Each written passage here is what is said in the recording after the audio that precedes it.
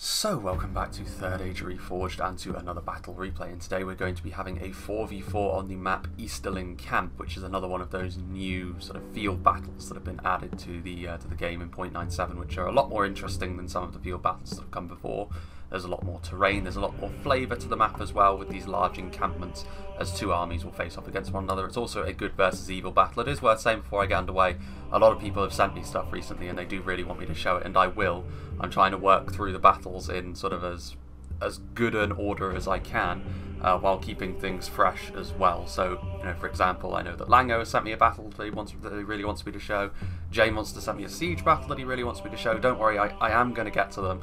But again, there's only so many hours that I have to actually spend on this, including playing the game myself. So don't worry, that I will be getting to at least the most urgent ones within the next week or so. But if you have sent me something, then I do try to get to everything. But obviously there's only so much I'm capable of, because I do get sent quite a lot. So do bear that in mind when you do send me stuff. I will endeavour to do my best to get to all of them, but you know, there's again only so many hours I can spend on this.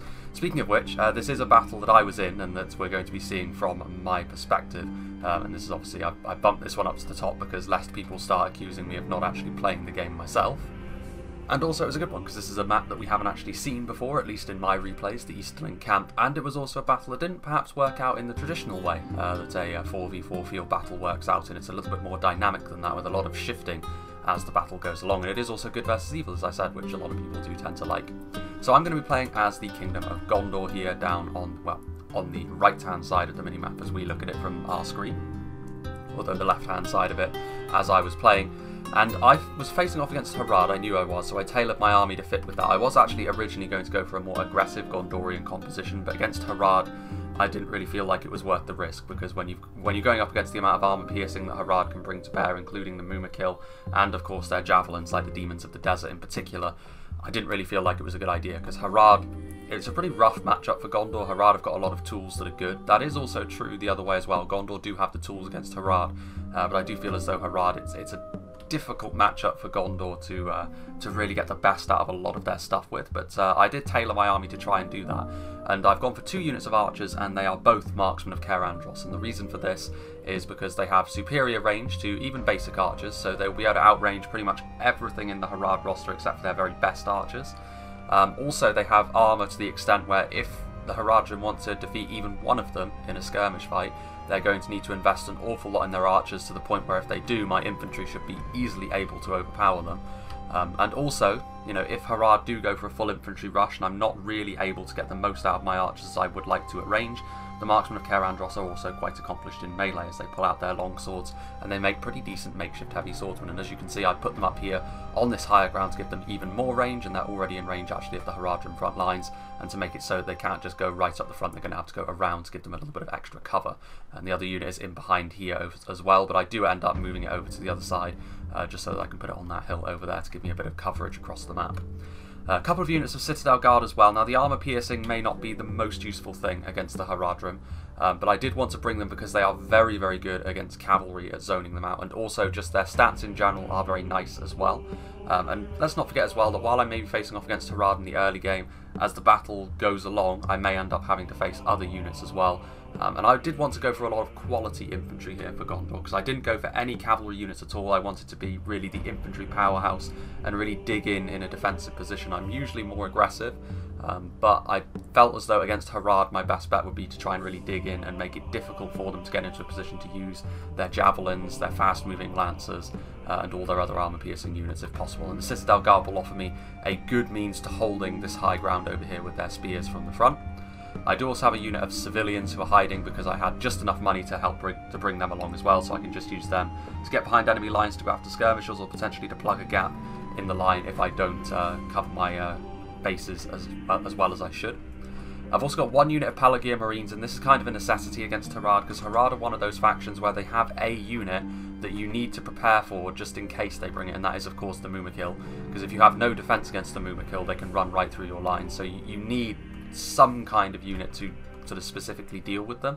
Even if they don't end up bringing them, you know, the Pelagia Marines will still be useful, but the primary purpose for them is going to be to prevent the Mumakil from just running right through my lines. Of course, Gondor do have a lot of spears as well, which if the Mumakil get bogged down in them, things can get pretty grisly for them. But if you keep the Mumakil moving and you don't have an answer for them as Gondor in the Pelagia Marines, then things can get quite nasty for you. And I definitely want the organisation of my lines to remain intact, and the Mumakil are a very good thing at disrupting that. I've got a couple of units of Gondor Spearmen on either flank of my sort of central infantry line as well, fully upgraded of course, because the Gondorian upgrades are cheaper. You know, you can get 2 upgrades for the price that most factions pay for 1, so you go from just mail and their tabards to the full Gondorian plate, and that'll make them a lot tougher. Of course, Harad do have a lot of armour piercing, however, not all of their roster is armour piercing. So for example, units like the Arjun Spearmen will do basically nothing to fully upgraded Gondorian line infantry and spears. And also, you know, the Serpent Guard, while they may have very good base attack and good defensive skill, they're not armour piercing, so the armour will still help against units like that. And of course, most of the Haradrim archers are very basic, so if you upgrade the armour fully, in addition to the Gondorian shields, they're going to really find it difficult to get a lot of kills against the Gondorian infantry force. And the spears, of course, will just add a little bit of rigidity against enemy cavalry as well. I've been likened Gondor in the past to a hedgehog, where if you have a lot of the spears, it can be very difficult for enemy cavalry, provided you're paying attention, to really get the best out of themselves, which is one of the best things about playing as Gondor, to be quite frank. We have 4 units as well. Actually, is it 4 units? No, I think it's... yeah, it is 4 units. 4 units of the Gondorian infantry, again, fully upgraded, so it does go to show, again, the real focus that I had going into this battle. Or is it 4 units? Yes, it is. Just making sure that I wasn't going crazy. But yeah, 4 units of Gondorian infantry, again, really showcasing the fact that I've gone very heavily into my infantry, fully upgraded here. Of course, individually, Harad has the units to really damage the Gondor infantry, especially the Trollmen units. But with this amount, I should be able to cover most of my line with a decent line infantry unit, and then give them the proper support where needed to make sure they don't crumble in the face of the Trollmen, or potentially the Mumakil. 2 units of the Fountain Guard, obviously a very nice phalanx unit. I was thinking about bringing the Guards of Osgiliath because they're cheaper, and the AP on the Fountain Guard is not necessarily needed. But in the end I went for the Fountain Guard just because, again, they're a very inspiring sight on the front line. And again, it's not just Harad that I might be going up against. Later on in the fight, the Fountain Guard will come in useful against the other units as well. Other factions, I should say.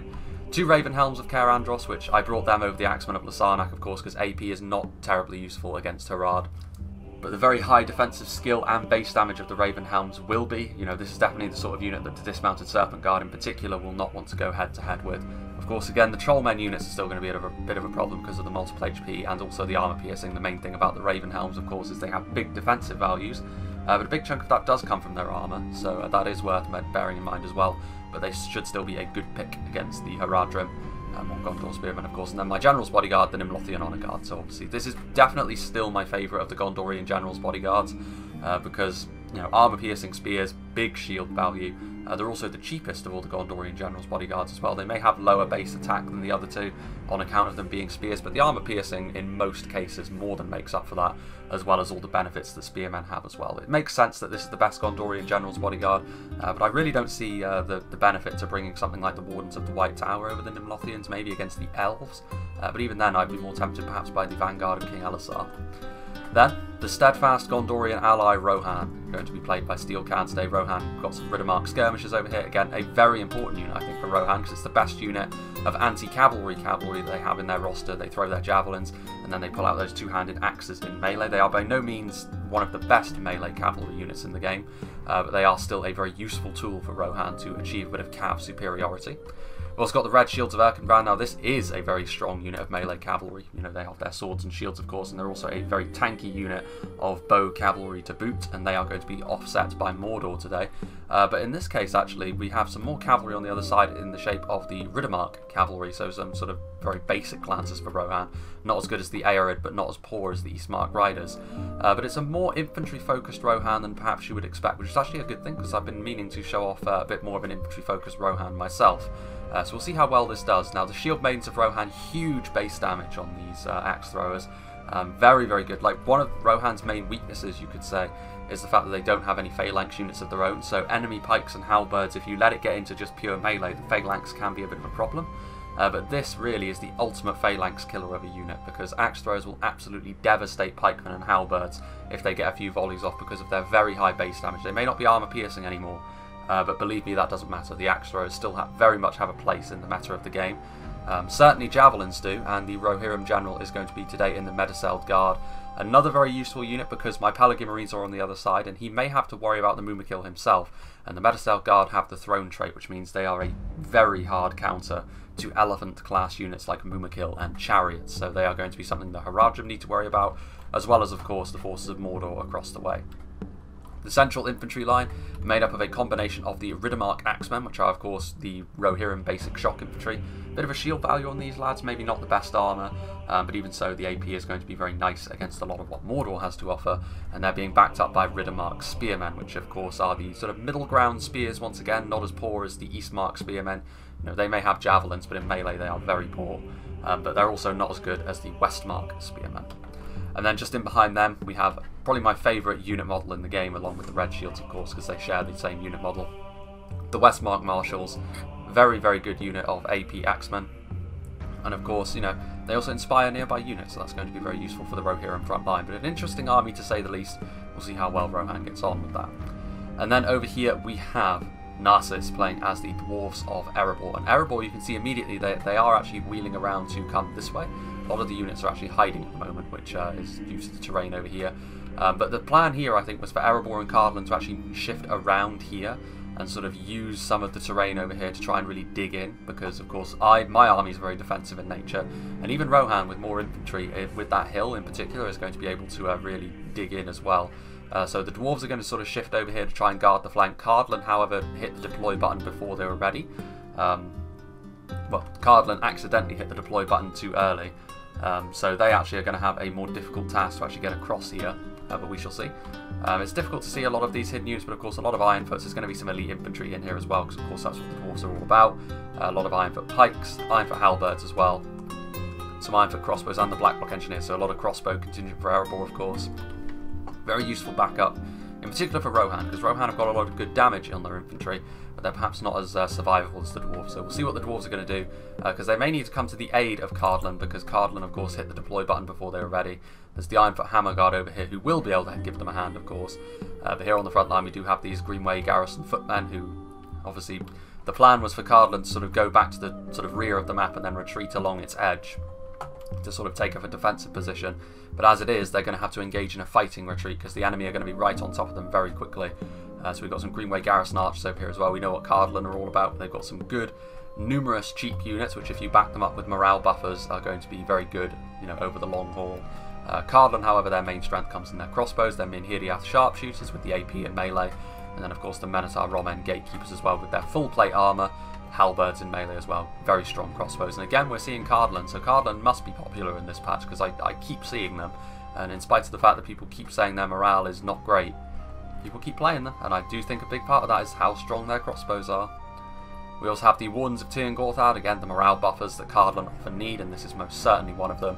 Some Greenway Garrison Spearmen, good tar pit at range, but obviously quite poor in melee, unless it's against cavalry, of course. Minhiriath Spearmen, who do have a very slight armour piercing bonus, but it is very slight. They still won't be a match for most heavily armoured line infantry. It's just to give them a little bit of extra help. But yeah, obviously nice heavily armoured spearmen. Dunedain captains with the Cardland Tabards, obviously a very nice heavy swordsman as well. We'll see how well they can do in this situation. Hearthguard of Amon Sul, they have a very wide area of effect on their morale buffs, which make them quite popular for Cardland, especially when they're taking a more defensive stance. Minhiriath Spears, more Greenway Garrison units, and finally the Tharbad Warhammers, so a nice unit of AP shock infantry there. So all of the elites for Cardland surrounded more or less by their crossbows and a lot of their Greenway units. Across the way, starting off with the forces of evil, we have Secretariat, who's going to be playing as Rudour, and he's right on top of Cardland. Rudour often don't need a sort of...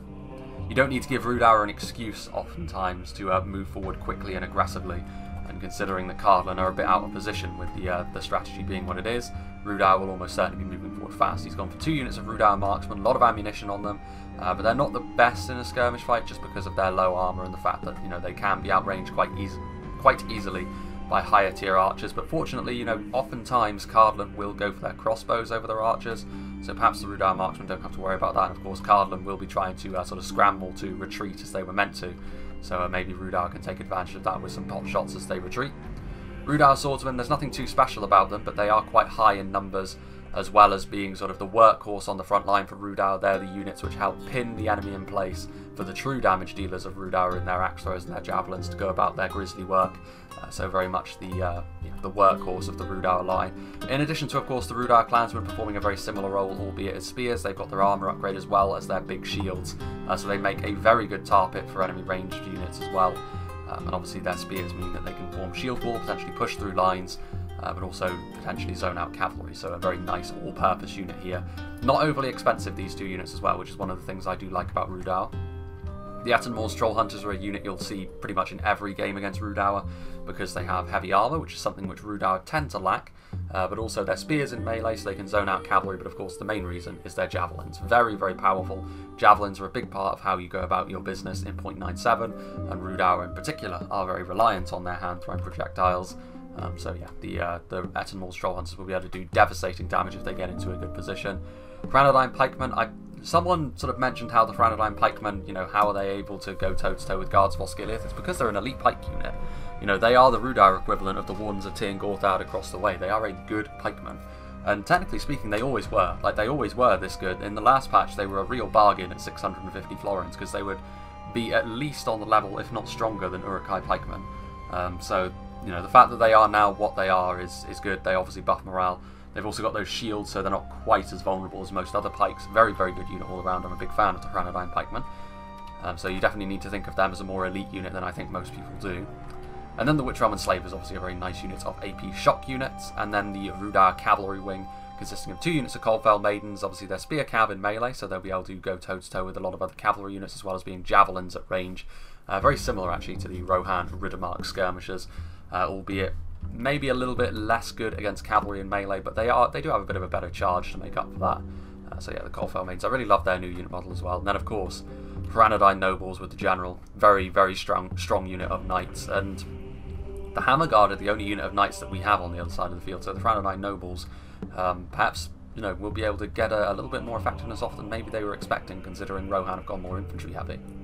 Then we've got Tundra's Fox playing as Isengard. He's got some Uruk-hai Berserkers here in the back in the tree line. We've got some Half-Orc Bane Guard as well, which are a little bit more defensive. Individually they're tougher than something like the Uruk-hai Reavers, but there are fewer of them in the unit. They wield their big two-handed Morning Stars. Dunlanding Berserkers, another interesting choice, perhaps expecting some more cavalry from our side of the field, because the Dunlanders of course have got a heightened anti-cavalry bonus. In addition to that, Dunlanding Clansmen, they may be militia spears, but once again, the additional Dunlander anti-cavalry bonus makes them a little bit better than your standard fodder, particularly seeing as they were obviously expecting Rohan to come for them. Uruk-hai Crossbowmen, obviously again you're going to see crossbows as Isengard, it's a given. We've got some Uruk-hai Reavers here in the middle, the mighty Trolls of the White Hand, some of the strongest trolls in the game. He's gone for a bit of a wide approach for his army, some Warg Riders, some Bane Guards, some Nazkai, obviously very, very strong unit of shock infantry there, as well as some Reavers and some Dunlanding Berserkers. There may be some hidden units as well, because of course there are trees over here, so it makes it a little bit difficult. But obviously with the Dwarves sort of out of position, what Tundra's Fox does is going to be interesting to see. Then we have Mordor, played by Boyd. He's got some fodder on the front line, of course. We've got some Orc Maulers also, so obviously some cheap axemen. Maybe not the most useful thing against Rohan, because Rohan are not quite as reliant on their armour as many of the other Western kingdoms, but still, to be fair, if they get a good charge off and the numbers that they're in, Rohan's infantry will still take damage, but axe to axe, Rohan definitely have the advantage there. But Mordor does have more in the way of infantry to back them up as well, so Moran on infantry, of course, lots of numbers here, and of course the mighty Trolls, Mountain Trolls and Olag High. Rohan are going to need to rely particularly on their Westmark Marshals to try and bring down the Trolls quickly, and of course the axe throws and javelins. Orc Javelins as well, good to see if they can get into position, they can do a lot of damage. And then over here, we have more Orc Javelins and the mighty Melkor's Chosen. So we don't have the champions of the White Hand today, but we do have these guys, and perhaps it's a good thing that Rohan have gone more infantry focused, because even the Sons of Yule would not want to get tangled up in the Melkor's Chosen, a very, very strong anti-cavalry unit here. And then finally, faction that I'm going to be facing off against, we have Noah, who's going to be playing as Harad. So he has gone for a lot of archers, actually. He's gone for 2 Haradrim archers and 2 Southron archers, but in the long run this probably will end up being good for me. I was never going to be aggressive, but perhaps, I should have been. I didn't really bring the army composition to be, ideally aggressive with. But, with all of these archers, he won't really be able to get the best out of a skirmish fight with me, unless he moves forward his infantry at the same time, and that's obviously a risk. We'll see what he does with this, but obviously it is a lot of range power. which is not necessarily a bad thing. We'll just have to see how he uses it. He has got the Arjun Spearmen as well, obviously, just to make up the numbers, and it is possible as well, of course, that he's gone for these cheaper units just because he has gone for the Mumakil at the back, which are very expensive, of course. If you bring the Mumakil, you do have to cut back in other areas of your army. Arjun Spearmen, he's also gone for some Mahood Warriors. First time we've seen them, because the Serpent Guard are quite popular with how good they are, but the Mahood Warriors are cheaper. They are, in a sense, you know, like the Rudour Swordsmen that we saw over fighting for Rudour, sort of a more basic unit of a line infantry with their wicker shields. Obviously not very good armour, but pretty savage in melee for what they are, especially for what they cost. Then we start getting into the AP of the Southron Pikes and Southron Warbands, so the AP Spear is going to be very useful on the front line, of course, if they can get settled. My main target will be the Southron Pikemen, if I can shoot them with my Caer Andros Marksmen. Some dismounted Serpent Guard, which, as I've said, you know, 1-to-1 against Gondor infantry, they will come out on top just because of their higher attack and better defensive skill. It will take them a while, however, to chew through that Gondorian armour, so that's what I'm going to be counting on. Of course, my higher tier units, like my Fountain Guard, will make mincemeat of Serpent Guard.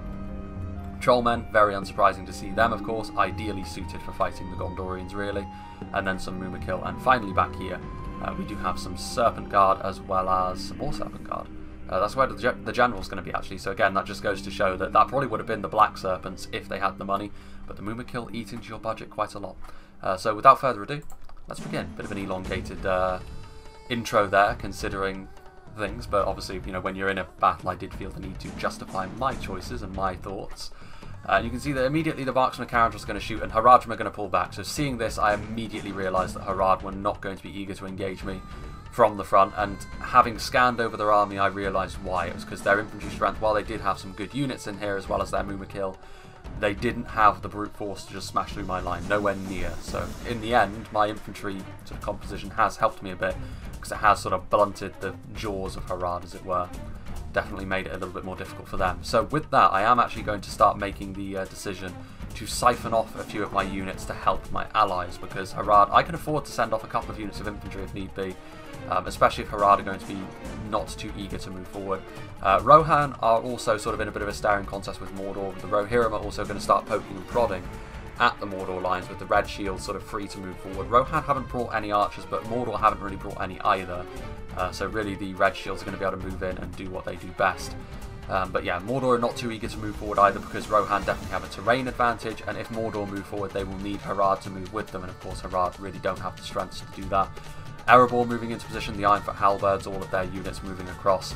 Highborns of Erebor revealing themselves as well. But the main area of concern for this battle for us is going to be on the Cardlan wing early on, played by Isengard, King of Isengard, Artorius, I should say. Probably the one player I didn't call out there, I'm very sorry to him. But of course, the red team are doing exactly the right thing here. You can see that Rudour are pouring forwards as quickly as they're able, but also Tundra's Fox is taking advantage of the fact which the dwarves have essentially abandoned this hill over here and sort of moved over towards Rohan. Isengard are moving forward with their entire army to try and cut Cardlan off, which is a very good idea, and obviously Tundra's Fox has been playing the game for quite some time at this point, so he certainly knows what he's doing. And if the red team can cost-effectively take Cardlan out of the game, that's going to be a big win for them early on. Because even if the dwarves sort of really get into a good defensive position over here, you know, losing a whole army is going to be rough for us. So it's going to be interesting to see how Artorius deals with this. He is actually going to go behind the hill, trying to put as much distance between himself and Isengard as he is possibly able to do, to sort of give himself the most amount of time. He could also form up behind this hill over here, but of course that's a risky proposition because he's putting himself at the mercy of giving Isengard the high ground with their crossbows. The Hammerguard are actually turning their backs to the Warg Riders. I'm not really sure why, because the Hammerguard, if they charged into the Warg Riders, it would be a very messy fight indeed for the Warg Riders, but instead they managed to get a few free swings off essentially, and get a few free kills on the Ironfoot Hammerguard. I'm quite surprised that Narcissus decided to take that course of action. Rohan, however, seeing that Isengard is leaving their flank exposed, is going to be able to move forward with some cavalry, throwing the Riddermark cavalry charging in. And this was actually something I was talking about during the battle with him. If you can get a charge off into wargs with lancers, you will do damage to them. And you can see that a few of the wargs are dropping there, but on the retreat, you know, they will start to hemorrhage some of their own unit models. If that had been the Aerid of Aldberg, those wargs would probably have dropped very, very quickly. But as it is, they withstood the charge, and basically that was a dead heat of an engagement. There are dead wargs, but there are also dead Rohan cavalry, so very much that was even Stevens there with regards to kills. The Ironfoot crossbows up on the dirt verge there, or the Sand Verge I should say, starting to shoot into the Dunlanding Berserkers. But still, the dwarves are sort of shifting back. They're trying to get their crossbows back towards their infantry line. That charge probably did sort of halt the Isengard advance momentarily, but now the dwarves are most certainly going to have to get into a better position than this, because Isengard are chasing down those Blacklocks as fast as they are able with the Uruk-hai Reavers. I don't think they're going to quite get there though with the Dwarven infantry moving forward, and indeed Chandra's Fox does realise that. You can see the Isengard army scurrying over this sand dune here with the watchtower on the top of it, and Cardland are going to be cut off here. There's going to be no way that they're going to be able to get all of their army through. They may be able to save the odd unit, but I think Cardland at this point sees that, and he's going to stop trying to run, because he is obviously going to exhaust his troops if he does that. And he's instead going to form up a defensive position, because if he can defend, Isengard could find themselves surrounded as well by the Dwarven infantry and the Cardland anvil, as it were. With this over here, you can see that the Dunlanders are moving across, so they're definitely moving to completely surround Cardland. A very good tactic being employed here by the red team. You can see that this sort of natural stake fortress, so the Cardland player is going to get his crossbows in behind these stakes over here, so it's not a ideal situation for Cardland, but he has managed to adapt to the unfortunate early deployal of his army. That is something which happens from time to time, but he's done a good job here of salvaging the situation, as I said. But over here you can see the Coldfell Maidens are coming in, getting point blank, and they're going to do a lot of damage here to the Wardens of Tirngorth. A very good target for Secretariat to go after with his Javelin Cavalry. Very, very nice indeed, and then he's going to cycle out of there quickly as the Greenway Garrison Archers try to get a few shots off in return. Isengard now forming up, but also it is worth saying that Tundra's Fox, with this sort of bold move, he has put himself in a very dangerous position in many ways, just because we have Erebor moving in from one side, and then of course Cardland going to engage from the other. Rohan sweeping forward yet again with their cavalry, although this is going to be risky for them. The Riddermark skirmishers are coming in. They were going to try and use their javelins on the Melkor's Chosen. Instead, they're going to just be attacked head-on by the mountain trolls, and in melee the trolls will do very well against cavalry, and as they're not lancers, the Riddermark skirmishers will not do very good. But again, I believe that was just a misclick, and I think at this point it's time for half speed as things start really kicking off. Isengard going to start charging in to the Dwarven relief force, which was going to move to try and save Cardland. But as it is, there's a lot of AP that Isengard have brought, a lot of Reavers, a lot of Berserkers, Vaneguard as well. All of the shock troops are here. And while they may not outright win against the Dwarves, they will do a lot of damage to them. And of course the Dwarves' best friend is sort of their survivability. So if they can really cut down on the Dwarven manpower here, Isengard will be doing a very good thing. You can see here these Ironfoot Spears maybe got a bit too far ahead of themselves. These Uruk-hai Reavers able to really do some damage to them. The Isengard Warg Riders are over here also, trying to go after the Hammer Guard. You can see the Red Shields and the Riddermark Cavalry coming over here as well. So because Mordor and Harad are being very static because they really don't want to move forward and attack us early, this is allowing both myself and Rohan to move forward and send some support. So you can see that I've sent some infantry, Rohan have sent some of their cavalry to the backfield over here to help out. Obviously the crossbows doing a lot of damage to the Wargs, but still the Hammer Guard fighting hard on the front line. In particular, I think the Rohirrim Horse Arch is going to be very useful here because they're going to do a lot of damage into the back of the Isengard lines. Uruk-hai crossbows trying to do some damage. While things are pretty harsh for Isengard on this side of things against the Dwarves and against the Rohirrim cavalry. Over on this end, at the very least, most of what they're facing is basic Cardland units. Although, to be fair, again, most of what they have deployed over here are basic Dunlanders as well. So Rudauer really need to pick up the pace here to assist their ally. You can see that a lot of the Cardland forces have actually sort of positioned themselves behind these stakes over here. But Rudauer are going to start moving forward now, and eventually Cardland will find themselves caught between the two armies. But the question is whether Isengard will have the strength to keep Cardland bottled up for all that much longer. A lot of crossbows, some javelin fire coming in from the Snaga skirmishers as well, so the Cardland infantry force doing their best. The Uruk-hai Berserkers are on their way over here now as well, which will really do a lot of damage to Cardland. Franadine Nobles, the Rudauer marksmen are up on the hill, so Cardland now having to take fire from the high ground. As we can see, the Uruk-hai Reavers continuing to push forward, but they're going to find themselves sandwiched between the Highborns of Erebor and a unit of Gondor infantry.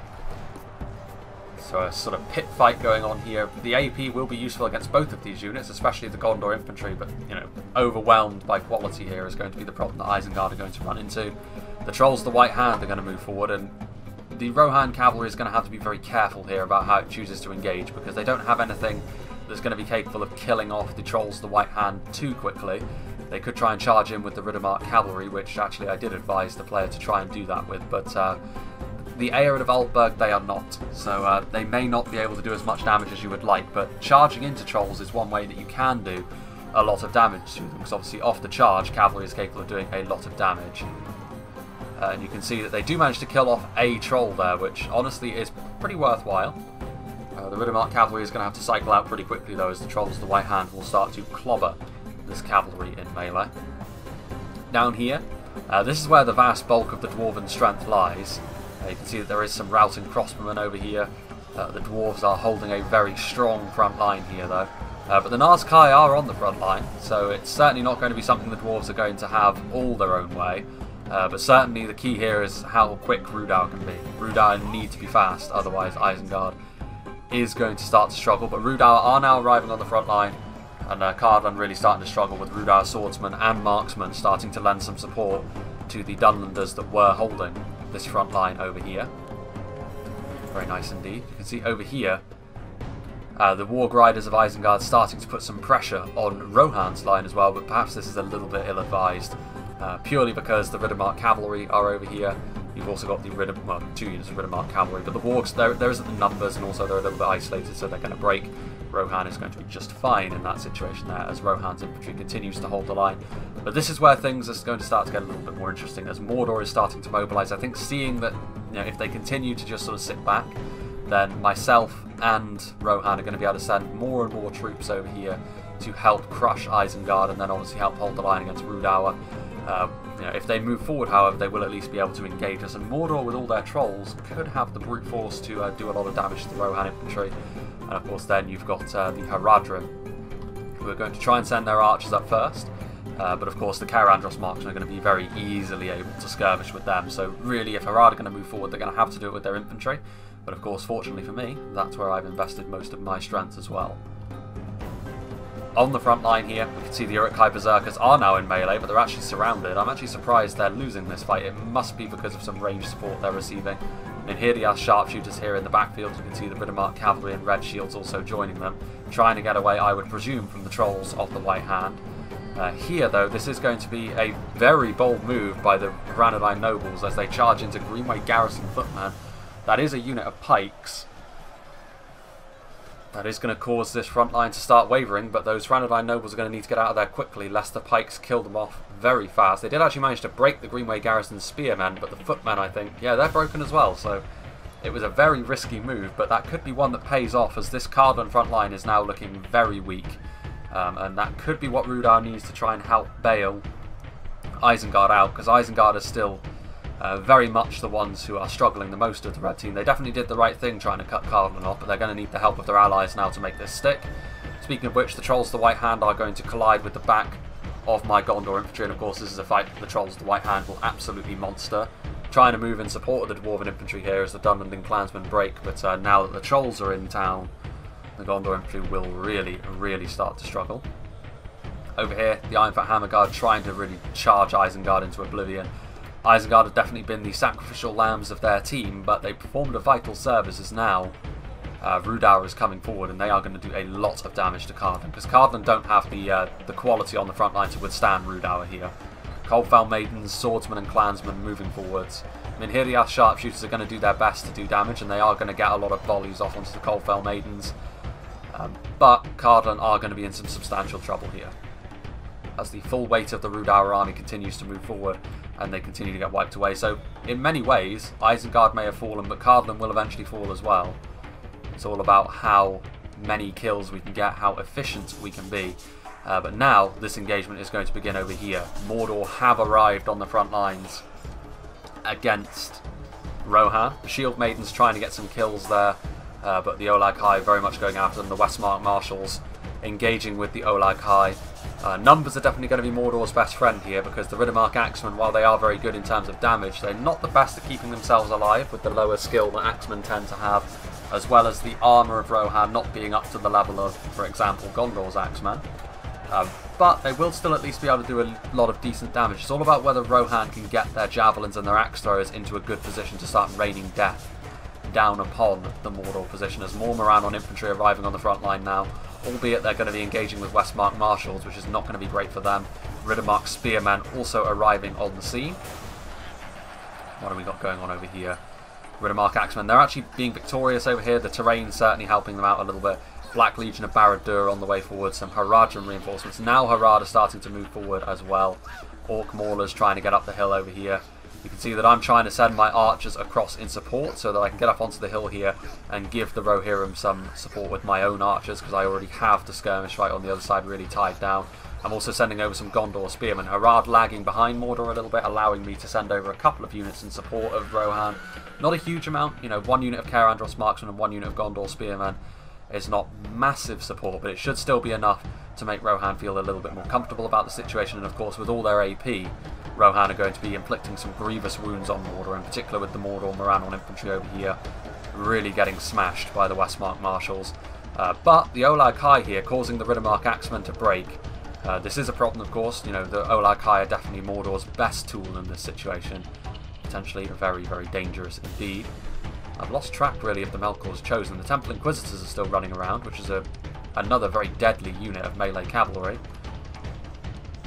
But over here you can see the Isengard pretty much being cleaned up now by the dwarves on this side. The Trolls, the White Hands, still fighting and killing my Gondor infantry with impunity, as the Highborns of Erebor sit there and watch.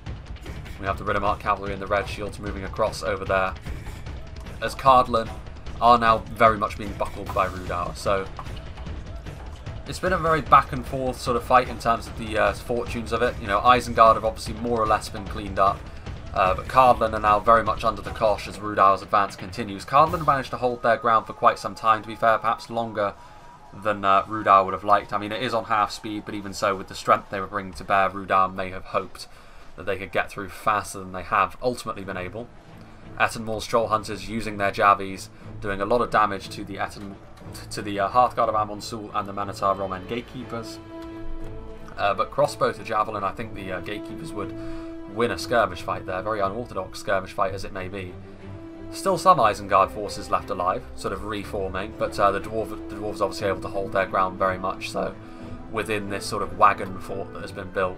But now, all of a sudden, Mordor versus Rohan is very much becoming a bit of an epicenter in this battle. The Orc Javelins trying to position themselves just so in this fight so that they can start doing some damage.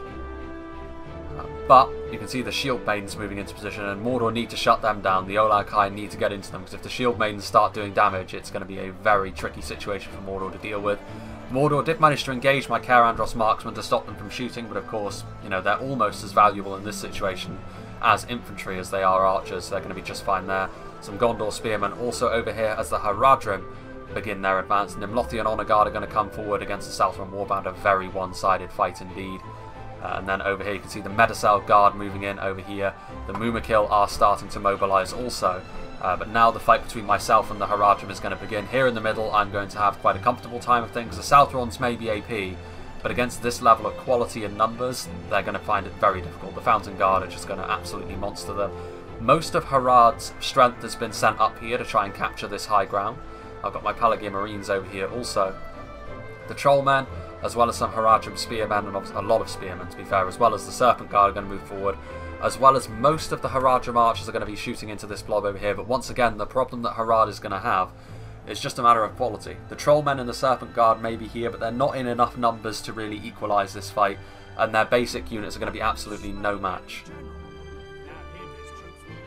There goes the Mordor General, the Melkor's Chosen, getting overwhelmed by the Rohirrim cavalry. But as I said over here, the Trollmen are getting into melee now. The Ravenhelms will struggle against them, but really that's the only unit that Harad have that I'm really overly worried about. Some civilians and some Ravenhelms over here are getting in behind the Haradrim lines as well to do some damage, get into the skirmishes and to stop them shooting, and I'm feeling very good about this fight so far.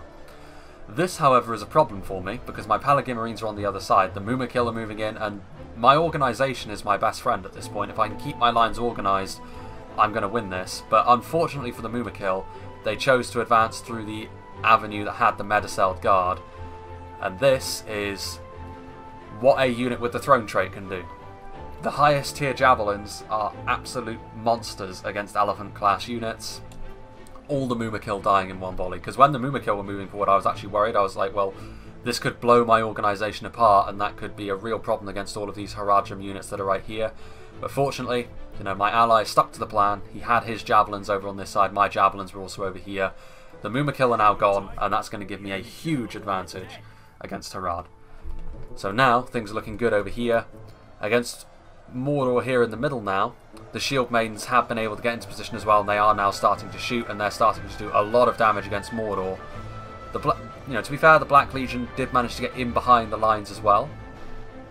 And their shields will actually save them from the Shield Maidens, because obviously Axe Thrower's shield value does come into it. Rohan's infantry is damaged, but it looks like it's going to be victorious. However, the Temple Inquisitors are going to come in and do even more damage to the Rohirrim cavalry, which has been really through the ringer at this point, going up against Trolls, Melkor's Chosen, and now Temple Inquisitors. But Mordor are also running out of steam here. Like, they don't have enough quality on the front line really to withstand the Westmark Marshals in particular. Rohan are very damaged at this point, but it looks as though they're going to be victorious, as I am against Harad. So at this point, the red team are going to need something to happen for them over here. Unfortunately for them, it kind of is, because Rudauer has managed to blow through Cardland for the most part at this point. Rudauer are able to really send Cardland into full retreat as they try and escape this part of the field, as the dwarves also over here.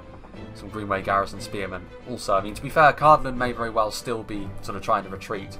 But considering the way that this battle started and the way that they accidentally obviously deployed before they were ready, Artorius has made the best of a bad situation here, and he has at least managed to make Rudauer and especially Isengard pay brutally for trying to engage him over here, and he made good use of the map as well with the fortifications.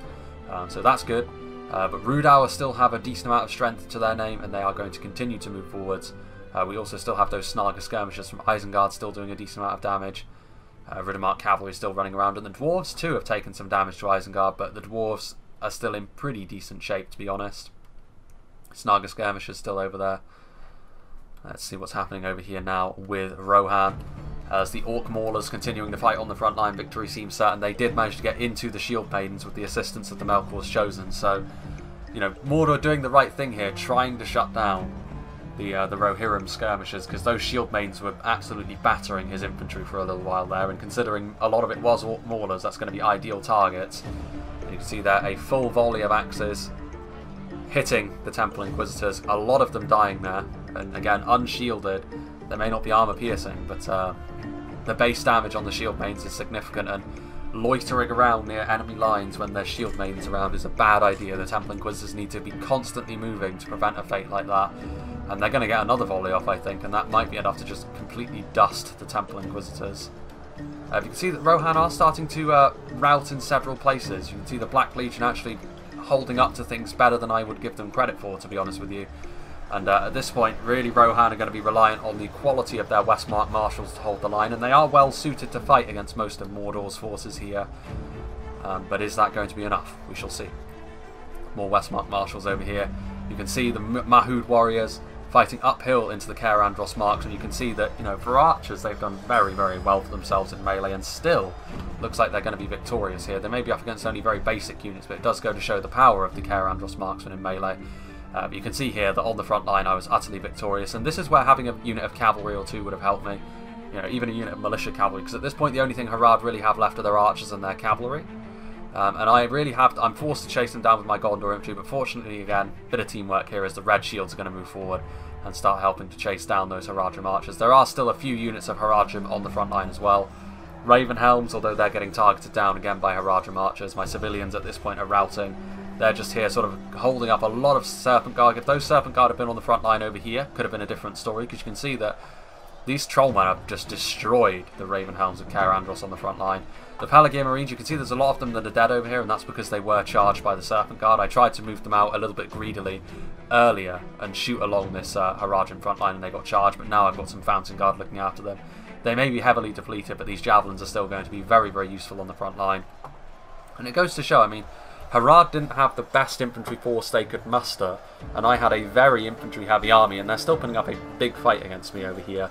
But ultimately, my quality is going to be far too much for them. Like, they sent most of their strength over here, and I do have, obviously, my Fountain Guard. A lot of my Gondor infantry as well is still alive. And at this point, with the assistance of the red shields from Rohan, you know, the archers are going to be less of an annoyance than they could have been as well. And then, of course, we also have my Nimlothian Honor Guard, who are over here alongside the Medicelled Guard. Very fine sight to see those two units fighting side by side. And the Nimlothian Honor Guard have been facing off against Arjun Spearmen and Southron units this entire time, and they've barely lost anything. A lot of kills on them. You know, you can't afford to send just any old garbage against a unit like the Nimlothian Honor Guard because it'll go very poorly. However, Mordor seeing an opportunity to charge my Caer Andros marksmen in the back with their Temple Inquisitors and destroying them in the process, freeing up a lot of strength. I would say a lot of strength, but needed strength. If that infantry comes over and assists Mordor in their push against Rohan, things could go very well for them here. As Mordor, it looks as though they are going to be victorious over here. Their infantry, it does look as though they're going to be victorious. However, it's taken just a little bit too long for them to secure this infantry victory, I think, because now you can see that Cardolan and the dwarves are arriving on the scene to give Rohan a bit of support, and that is, of course, going to allow Rohan to escape from this engagement with Mordor. And both Mordor and Harad, they attacked, and with mixed success. I mean, Harad had a really tough time attacking right into the jaws of my very defensive army. It was exactly the sort of engagement that I wanted, really. And without any form of javelin, which is very rare for Harad, like especially, you know, not even a single unit of beast hunters, let alone the demons of the desert. Without them, you know, things were always going to be very nice for me. I think Harad wanted to be a little bit more defensive as well, but they couldn't really afford to be. Moran on infantry here on the front line. Blackguard are starting to rout. The sharpshooters doing their thing. The crossbows do a lot of damage very, very quickly. As the dwarves continue to retreat, continuing to run from the onrushing Rudauer forces, although that's a Cardolan army. You can see Rudauer are here in the backfield, victorious over Cardolan for the most part. Cardolan are, you know, very depleted after their engagements back here. And Isengard still have a few units of their own as well. So it's kind of like a dead heat back here. I feel as though the de facto 2v2 that happened over there was rather inconclusive with what the relative strength of what they had left. But fortunately over here, against Mordor and Harad, myself and Rohan have had a better victory. And that's going to afford us a bit of an advantage going into the late game. I think actually it's about time we went up to 1 speed. As we see the Moran infantry get absolutely pasted by the Westmark Marshals. You can see over here, cresting the hill, the Mahud warriors trying to stop them in Hiriath sharpshooters from firing. But even if they get into melee, they won't last too long, to be honest with you. And they're going to take point-blank volleys. There's more Manatar Roman gatekeepers back there as well, and they're going to rout. Layering those crossbows, that's one of the things that make crossbows so powerful. I stand by my assertion that the crossbow is a coward's weapon.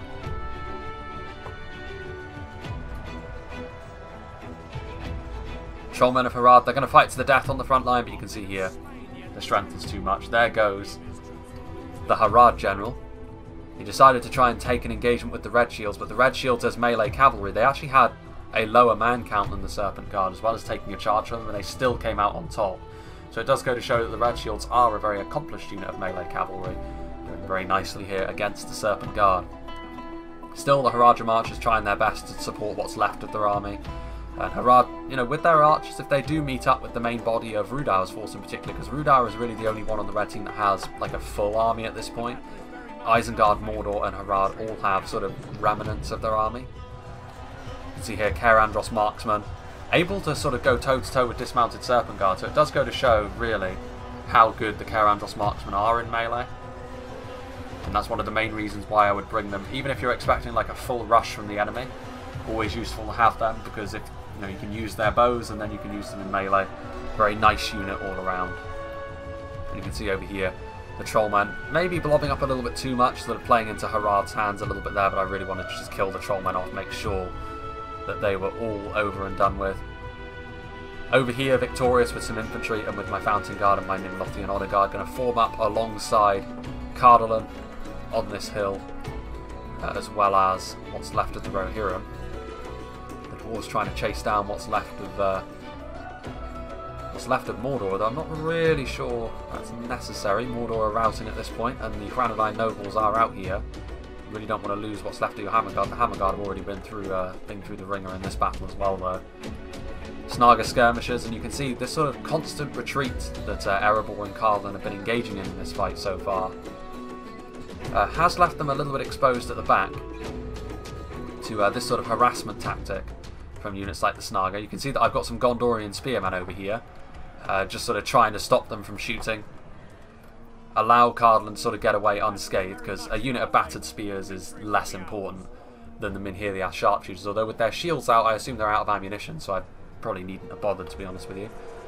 Rudau, you can see that they're wrapping around here. Rudau still have a big army, including their enslavers. They have Ettenmore's troll hunters. They do have their Ferogium javelins somewhere as well. So a lot of nasty units, if they get into a defensive position, they're going to come right round the back here. Obviously, they're not going to want to charge right up this hill and try and engage on this high ground over here. As Isengard continuing to try and pick away at these units over here. The Snaga getting shot by the Hearthguard of Amon Sul. And now you can see here that my infantry force that was over here, we're going to move forward and try and wipe what's left of Harad away. Gondor Spearmen, obviously most of what they have left at this point are just archers that are out of ammunition, so it really is just clean-up duty. Southron archers are going to stand very little chance against these units in melee. Temple Inquisitors are over here, which is still a problem. I mean, at this point, you know, with Rudau's cavalry, with Mordor's cavalry, sort of more on this side of things. I do need to be a little bit careful, but fortunately the beauty of playing as Gondor, as I said, their hedgehog-like nature, especially against depleted units of cavalry at this late stage of the game. If they unthinkingly move into a unit of Citadel Guard in particular, things are going to get very ugly for them very quickly. Marksmen of Kerandros, Gondor Spearmen, all of them moving in. Southron archers, of course, certainly not all that high quality in melee. Over here, Haradrim archers already wavering. A very one-sided fight between them and the Citadel Guard. Temple Inquisitors loitering with intent. The Temple Inquisitors are going to be needed over here though still, because it is only a smaller infantry force that I have now. The rest of my infantry is way back over there, of course, alongside my allies as we sort of form up our strength, getting ready to march in as one on Rudau, wherever they may be at the time. I still have Citadel Guard over here, I still have Fountain Guard, so it's a very difficult task for the Temple Inquisitors here. If this had been a faction that wasn't like Gondor and not a lot of spears, this could have been very deadly for me. If this had just been all line infantry, for example, with no spears, those Temple Inquisitors would have killed this entire force, but as it is, this is where playing as Gondor starts to pay dividends. Fountain Guard, waddling into position, in phalanx, and obviously the Orc Maulers almost immediately routing in the face of the finest fighters that Gondor have to offer. Guardians of the White Tree. And now Orc Javelins in melee, a very one-sided fight. Although, to be fair to Boyd, he is going to charge in here very boldly. But I do manage to turn my Citadel Guard around in time, albeit my Fountain Guard took a bit of a charge there. But it's worthwhile because the Temple Inquisitors, they actually break now, because I do manage to get a bit of a surround on them with the Gondor Spears as well. So there goes Mordor. Defeated. It was worthwhile to try and charge in there, but obviously I was very much prepared for that. Less prepared for this one, to be fair, the Coldfell Maidens. I was more focused on the more dangerous Temple Inquisitors. That was actually a good charge there from the Coldfell Maidens, doing a decent amount of damage there to the Citadel Guard, using the Southron archers as their anvil. And now you can see that the Citadel Guard are going to move in, and we're finally going to destroy what's left of the Haradrim infantry at the very least, as the Rudau cavalry moves off into the distance. You can see that Rudau is actually going to occupy the position that I was occupying in the earlier game. This bloody fight against Harad, the evidence of that still on the slopes. My infantry over here. I'm actually trying to, because naturally Mumakil corpses are a bit of a problem. So some of my men are actually sort of caught on them. So what I'm trying to do here is sort of move my units around so that I can sort of free them. But obviously we're not going to sit up on this hill. I would certainly not allow that to be the way that we win this battle if we are to go on and win it. I am going to move off the hill and start to move towards Rudau and engage them. With all of my infantry, you can see here the Snaga skirmish is really starting to take a beating at the hands of the crossbows, Cardlan and Erebor. Facing off against Cardlan and Erebor's crossbows. One shudders to think what went through the mind of the red team. Seriously though, my respect for crossbow users is in the gutter with how powerful they seem to be in 0.97. Not that that's a bad thing, but I personally feel as though even less ammunition is warranted for them at this point, because they devastate units. It seems too easy to be too devastating with the crossbows as it stands, to my mind. And I feel like the archers maybe got a little bit of unfair criticism from me and others as a result of that, but I feel as though it's less the archers' problem and more the crossbows' problem. I do feel as though that it's not the fact that they're as devastating as they are, it's the fact that it's too easy to be devastating with them for a long period of time. Once upon a time, the crossbows had a ludicrous amount of ammunition, if you remember.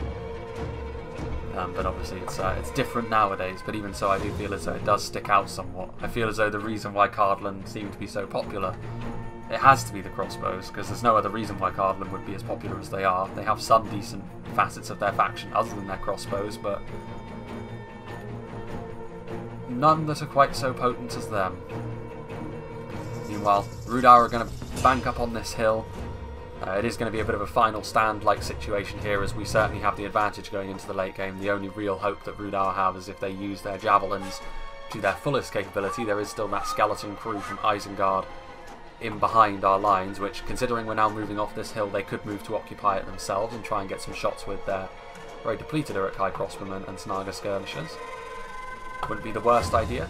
Give a bit of support to those Rudar forces as the dwarves continue to move very, very slowly. I mean, here the sharpshooters banking up in position, and I do actually remember, I remember thinking in this battle we would easily win this fight if these crossbows just get into position and start shooting at Rudar. But as soon as I realise that's going to be the case, I never want to see someone lose, especially someone who's put up a good fight. And, you know, the red team did put up a good fight in this battle, and Rudar were victorious on their end, so they at least earned the right to have their army meet its end in melee, rather than just being shot at range like crossbows, by crossbows, as if they were animals. I'm not going to let that happen to Secretariat in this fight. And I think Rohan was of a mind with me in this fight. So he's also going to move his units forward with us. You can see that I'm going to sort of move around here. What's left of their cavalry is over here, so it makes sense for me to take the wide approach around there with all my spears, and then through the middle, the rest of our armies can go and attack from the front. You can see that some units are still stuck on the Mumakil. That is the problem with Mumakil. Even if you kill them, they can still prove to be a bit of an obstacle. You can see Isengard are now moving up onto that hill. Rohan are moving forward, then Medicel Guard leading the way, the Riddermark Spearmen and Westmark Marshals. Rohan have got a very depleted army at this point, much like Cardland.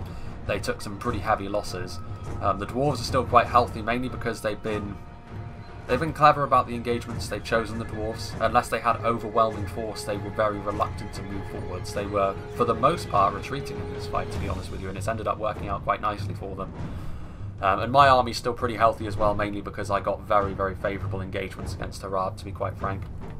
If the Mumakil had actually been alive to connect with my lines, it may have been a different story, but the Medicel Guard, real MVPs there. And you can see that obviously the crossbows were getting into position to shoot, and I was like, no, I'm not having that.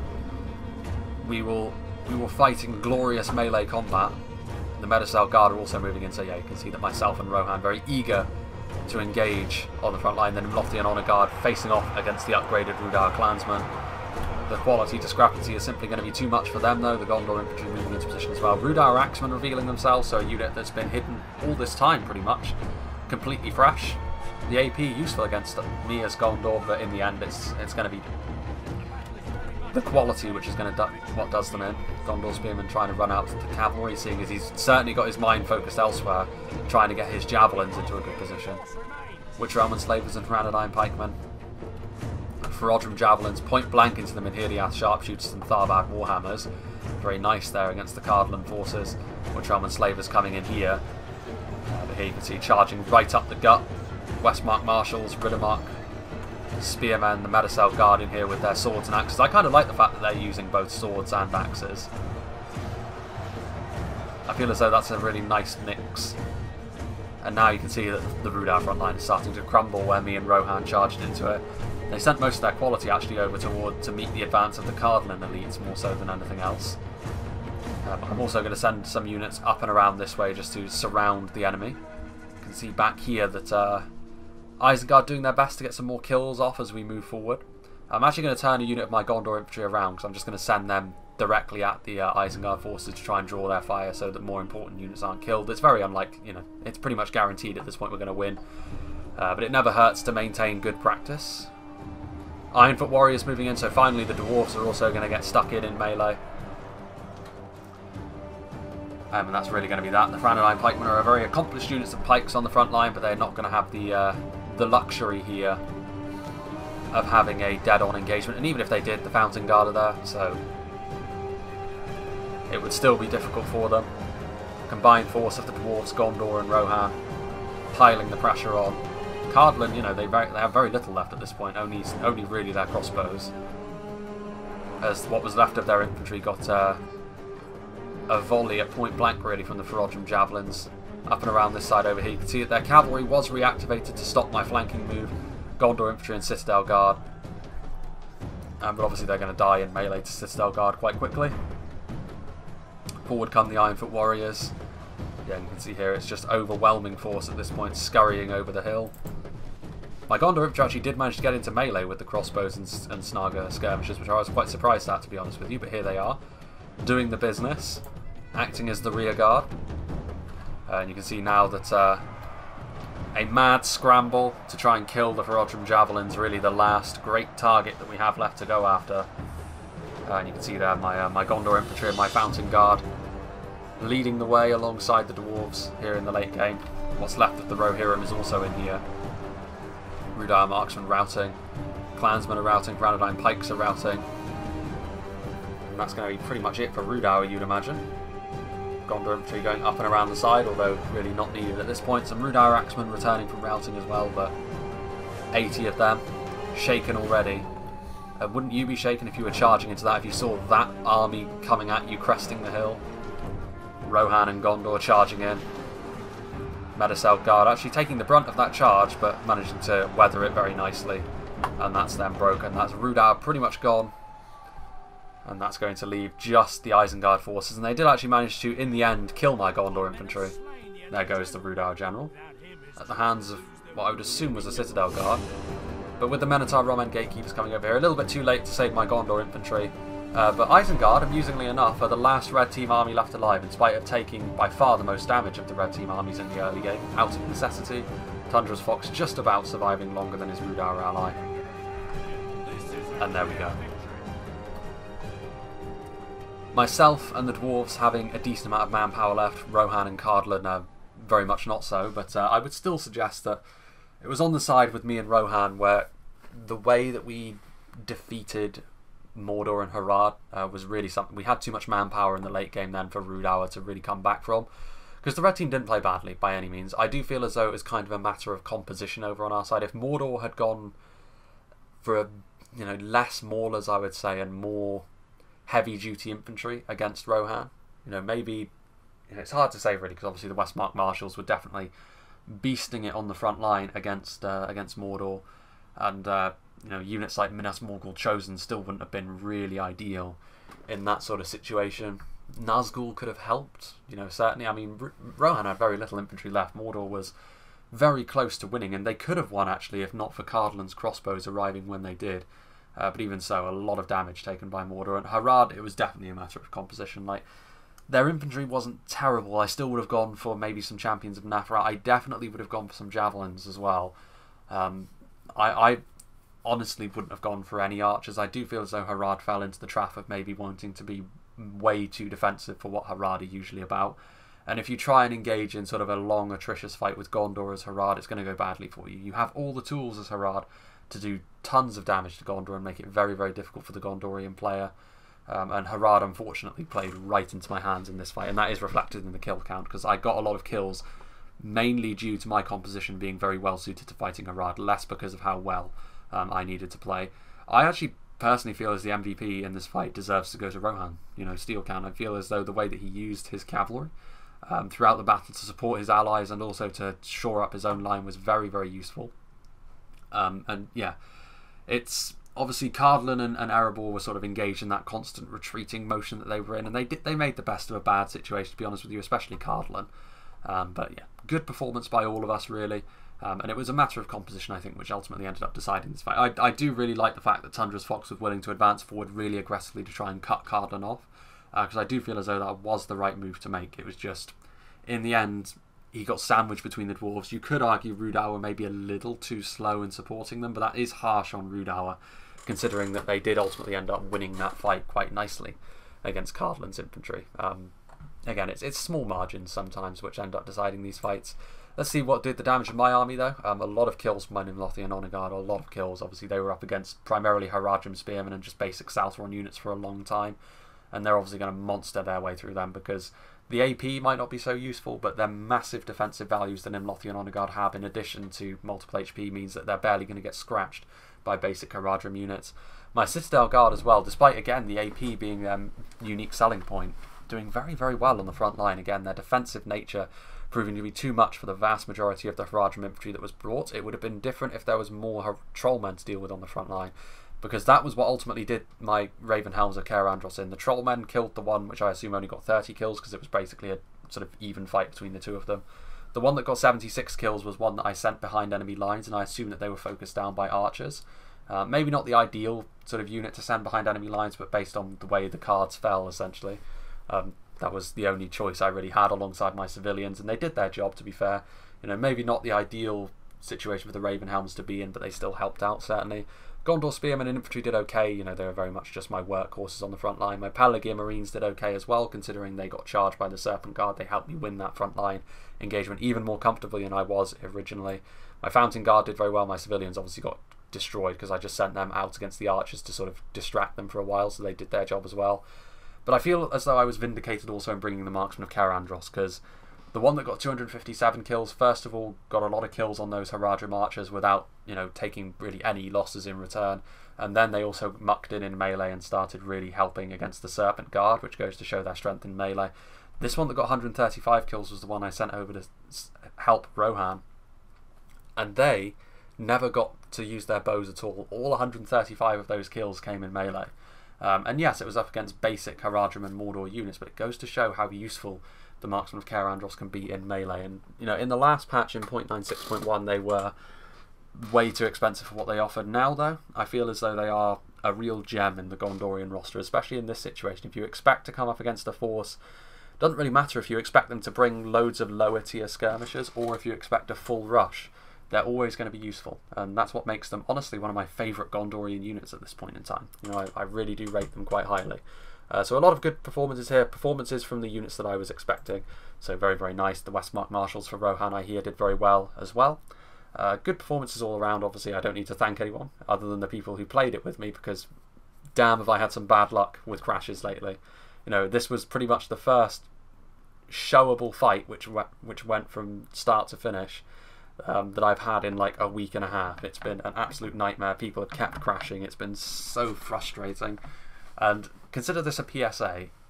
Please run your game on the lowest graphics settings. It doesn't matter if you literally live in NASA's mission control and you're using their machines to play Medieval 2 Total War. Do not think that you can run it on highest settings when you're playing a 4v4 online, because it's not the computer, it's the game. It's an old game, and Reforged really pushes it to its limits, and it cannot withstand it when you put it up to the maximum settings. It's different if you're playing single player. Multiplayer, though, it struggles. Just play it on your lowest graphic settings, please. Anyway, as I said, you know, replays from Lango and J Monster are going to be coming up soon. I think the next one will be the one from J Monster on Khan Doom, because he is quite eager for me to show it. And then following that up, it will probably be one from Lango on the new Garden of Athelion map, which is another map kind of like this, which was made for 0.97, where it's obviously very, you know, it's even more sort of varied in terrain than this one, I would say. So yeah, big thank you to all that played in this battle. It was a very enjoyable one to be a part of. It's nice to actually get a win as Gondor, because I often, you know, have a nightmare as Gondor, to be honest with you. They were my favourite faction back in Vanilla, but that has changed a little bit now. I would say that Dol Amroth have taken the things that I liked most about Gondor with them, so I'd say that Dol Amroth probably take on that mantle now. But yeah, I hope you enjoyed this, and I hope you'll join me for whatever is next.